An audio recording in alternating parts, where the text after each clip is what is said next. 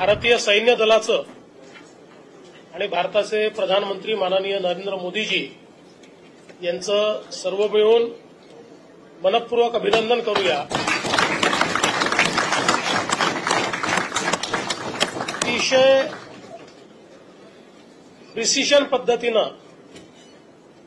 Air strike करून दहशतवाद्यांचे 9 अड्डे पूर्णपणे ध्वस्त करण्यात आलेले आहेत आणि यावेळी ते ध्वस्त करतानाचं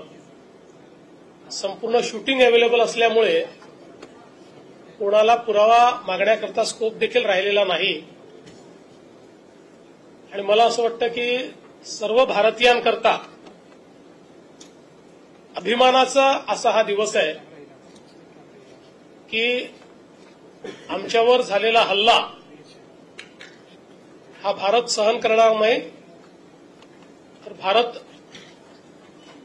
त्याचा योग्य पद्धतीनं बदला घेईल, तो आपण आज घेतलेला आहे। आणि विशेषतः ऑपरेशन सिंदूर हे नाव मला असं वाटतं की अधिक बोलकं आहे, म्हणून पुन्हा एकदा आपण सगळे मिळून भारतीय सैन्य दलाचं आणि भारताच्या प्रधानमंत्र्यांचं या ठिकाणी अभिनंदन करू।